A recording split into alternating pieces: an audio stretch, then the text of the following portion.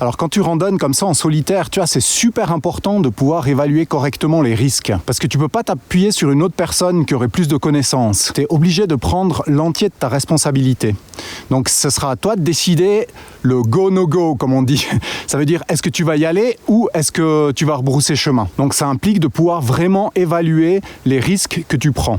Et tu sais, c'est pas quelque chose qui se fait en un jour. Simplement si à chaque fois que tu vas randonner, tu améliores un petit peu ta connaissance du terrain, ta connaissance de toi, petit à petit, tu vas maîtriser de mieux en mieux le risque. Et c'est d'autant plus important en solo de bien évaluer les risques que s'il arrive quoi que ce soit, tu seras tout seul face à ta situation. Donc c'est vraiment important de rester du côté de la prudence. Donc si tu es intéressé de mieux appréhender les risques en randonnant en solo ou à te sentir plus sûr pour commencer à randonner en solo, abonne-toi à cette chaîne parce que je vais vraiment te donner des conseils dans ce domaine-là. Alors j'aimerais faire un petit test ici du risque d'avalanche. Cette année, il y a beaucoup de neige en altitude et là, il commence à faire vraiment chaud. Donc je voulais estimer un petit peu ça. Donc là, je suis face à une petite pente qui est extra pour faire ce genre de petit test. Allez, c'est parti, je vais tester et je reviens tout de suite. Go!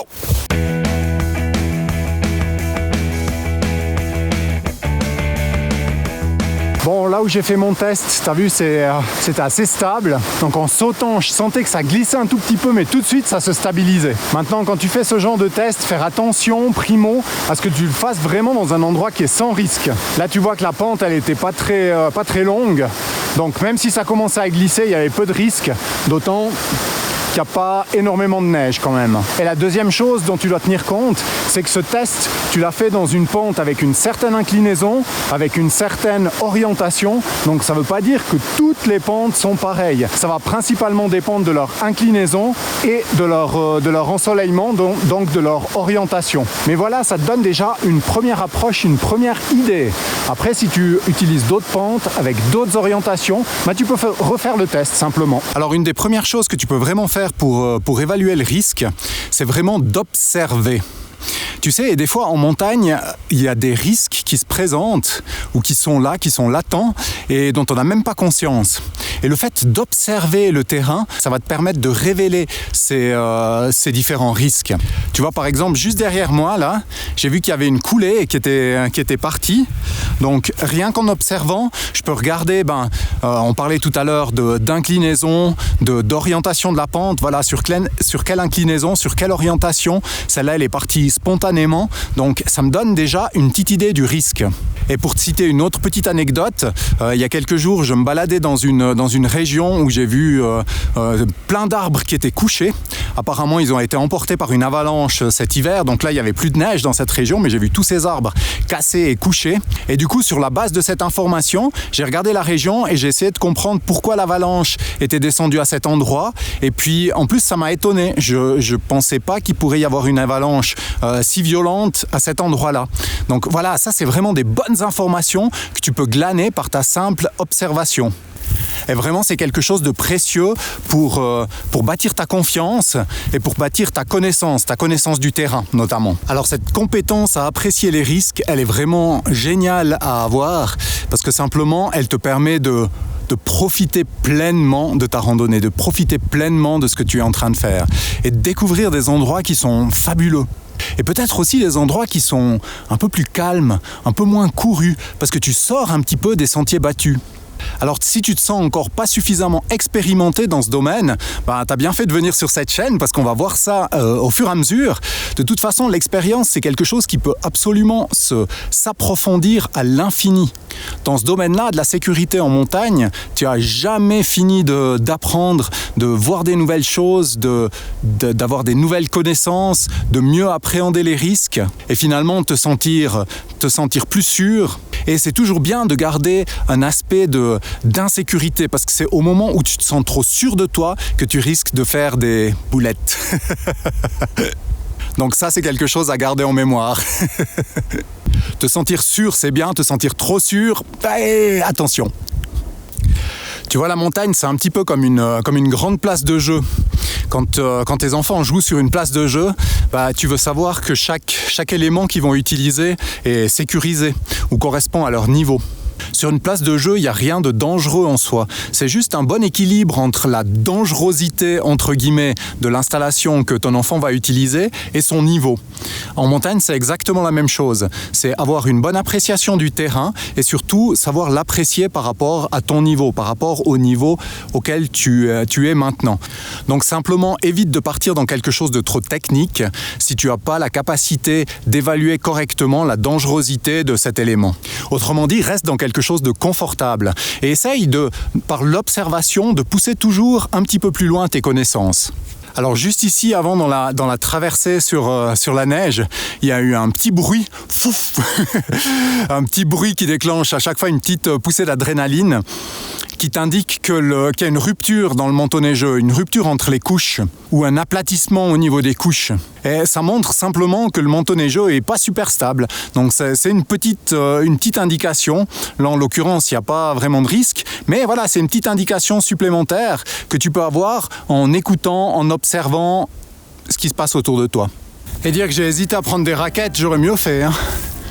Oh là là, c'est dur. Bon, j'aimerais bien aller là-haut au sommet. Je vais voir si c'est réalisable. Ah, chouette, des traces.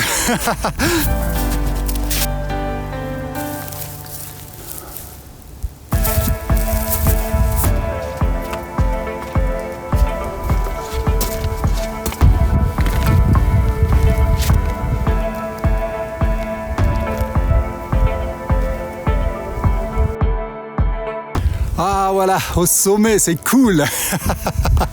Tu sais, là au printemps, c'est vraiment une super saison pour reprendre l'entraînement. C'est une période idéale parce qu'il y a encore un petit peu de neige. Surtout cette année, là, il y a vraiment de la neige. Il y a encore beaucoup de neige en altitude. Donc c'est génial parce que marcher dans la neige, ça c'est un entraînement qui est topissime. Et je me souviens d'ailleurs que j'ai fait le tour du Muvran l'année passée. C'était à peu près à cette période, donc fin mai, début juin. Et puis ça m'a vraiment entraîné pour toute l'année. Donc ça, c'est vraiment un entraînement que tu peux faire, monter sur les sommets et puis marcher dans la neige. Et puis maintenant, comme il fait chaud, la neige, elle enfonce un petit peu. Donc ça, c'est vraiment génial. Petite mise en garde tout de même par rapport à la sécurité. Donc fais attention parce qu'il y a encore des risques d'avalanche notamment. En général, c'est plutôt des avalanches de surface. Maintenant, elles sont pas trop dangereuses, mais quand même. Donc, reste dans tes limites, dans les limites de ce que tu connais, dans les limites de où tu te sens sécure. Et puis, tu peux toujours regarder la vidéo. J'avais donné quelques conseils par rapport à la randonnée de printemps. Je te la remets juste en dessus, si jamais. C'est très important en solo parce que simplement, tu es seul à évaluer les risques et tu es seul à les assumer s'il y a quoi que ce soit. Bon, pour ma part, je vais voir si je peux redescendre par ici.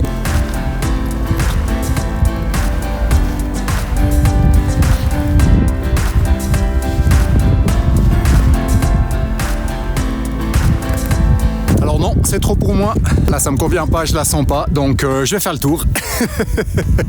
Voilà, c'est ça qui est important. Peu importe ton niveau technique finalement, c'est de savoir quand est-ce que c'est trop pour toi. Ça veut dire une juste balance entre ton niveau et ce que tu vois dans le terrain. Et là, pour moi, c'était clairement trop.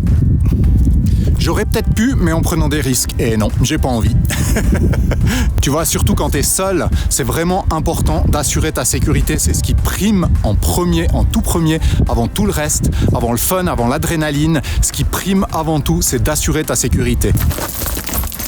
Et je vais te dire quel est mon rêve. Mon rêve, c'est d'être un randonneur vieux.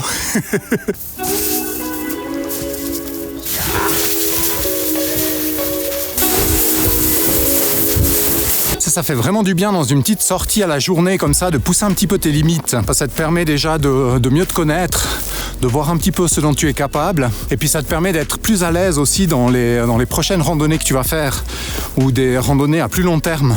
D'avoir toujours une petite réserve. Surtout quand tu randonnes seul, c'est super important. Comme ça, quoi qu'il se passe, tu es un petit peu plus en sécurité. Si tu dois accélérer le pas ou aller plus loin que prévu, tu sais que tu as toujours une petite marge de manœuvre, une petite réserve de conditions physiques. Et ça, c'est toujours bon à avoir. Bon, là, je vais me protéger un peu plus parce que je suis parti sans crème solaire, ce qui est pas malin. C'est vrai que j'avais pas vraiment prévu de monter ici dans la neige. En rando de printemps, prévoir de la crème solaire, important. Si tu veux pas cramer. Alors, une petite astuce ici que j'avais envie de partager avec toi. Si tu t'es hasardé dans un passage qui est trop étroit et que tu aimerais faire demi-tour, et puis qu'il y a du vide juste en dessous, quand tu fais demi-tour, fais attention à bien faire demi-tour en faisant face à la paroi et pas en étant dos à la paroi. Si tu es dos à la paroi, ton sac à dos, tu dois laisser de la place pour ton sac à dos et puis il va te déporter du côté du vide. Et puis ça peut être vachement impressionnant, voire très dangereux. Donc tourne-toi toujours de façon à être face à la paroi. Ça te laissera beaucoup plus de place et puis ce sera beaucoup plus facile simplement. Et puis si vraiment tu n'arrives pas à faire demi-tour sur place, tu peux toujours faire quelques pas en marche arrière pour trouver un endroit où tu peux te retourner beaucoup plus facilement, où tu as un peu plus de place, un peu plus d'espace pour le faire. Voilà la petite astuce du jour. Allez, on continue.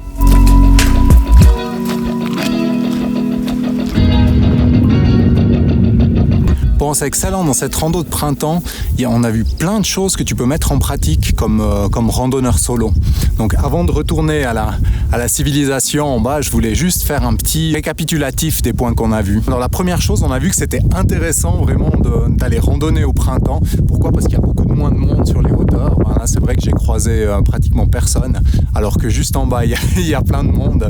Donc c'est vraiment un moment privilégié si comme moi, tu aimes profiter du calme, du silence, pour te ressourcer, pour te régénérer. Et c'est vraiment parfait également pour t'entraîner avec la neige notamment qui permet de faire des efforts plus intenses. Donc en début de saison, c'est vraiment une excellente mise en forme. Alors juste le petit point, c'est avec la neige, il faut faire relativement attention. Donc il y a passablement de danger quand même en randonnée de printemps auquel tu dois prêter attention. Donc j'avais fait une vidéo par rapport à ça. Si tu l'as pas encore vu, tu peux y jeter un œil. Mais ici, je voulais juste passer en revue avec toi les quelques points qui vraiment peuvent t'aider à prendre des meilleures décisions, à mieux appréhender les risques. Parce que quand tu randonnes seul, simplement, tu es seul à prendre les décisions. Le premier point, c'est vraiment d'observer. Quand tu es sur le terrain, c'est un magnifique lieu d'apprentissage et par ta simple observation, tu peux vraiment apprendre toutes sortes de choses. Parce qu'il faut savoir que l'appréciation des risques, c'est un domaine dans lequel tu vas évoluer constamment. Tu n'es jamais un expert dans le domaine. Tu peux toujours t'améliorer, toujours pousser plus loin. Donc ce qui est important, c'est pas de savoir apprécier les risques de manière parfaite, c'est d'avoir une adéquation entre ton niveau et les risques que tu apprécies. Tu vois, typiquement, je te parlais d'une place de jeu. Un toboggan en soi, c'est pas quelque chose de dangereux pour un enfant de 6-7 ans, par exemple. Par contre, si tu y mets un enfant de 6 mois ou d'une année, ça peut être effectivement extrêmement dangereux. Donc c'est toujours de garder cette appréciation de la situation entre la situation qui existe et ton niveau. Est-ce que tu es capable de l'apprécier correctement ? Oui, non. Et de rester vraiment dans un risque qui t'est supportable. Alors maintenant, je vais te donner ma petite astuce pour apprécier ce risque au mieux. La première chose que je fais quand je suis face à une situation qui me paraît délicate, c'est de penser à des personnes de mon entourage qui me sont chères. Par exemple, mes enfants, ma mère ou vraiment des proches. Puis je regarde la situation et je me dis, est-ce que ça vaut le coup ? Est-ce que ça vaut la peine ? Tu vois, en pensant à des futurs moments que je pourrais vivre avec ces personnes. Est-ce que vraiment ça vaut le coup ? Est-ce que ça vaut la peine de partir dans cette situation-là, de prendre ce risque-là ? Et ça va te donner une première appréciation si c'est un risque qui te paraît faisable ou non. Et après, vraiment, le fait de prendre la décision, d'oser, d'avoir le courage, parfois ça demande un petit peu de courage, de prendre une décision, non, je ne vais pas descendre directement là, mais je vais faire tout le tour.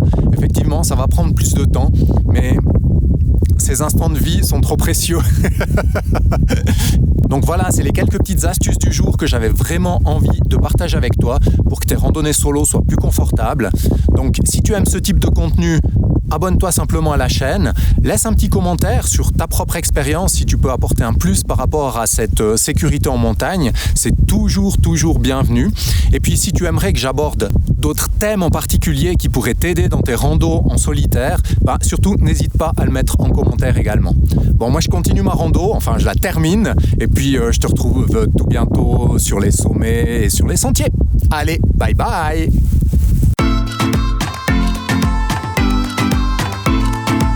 Oh, c'est bien tout ça, mais j'ai les pieds bien mouillés là. Ça fait plutch. Heureusement, il fait beau et chaud.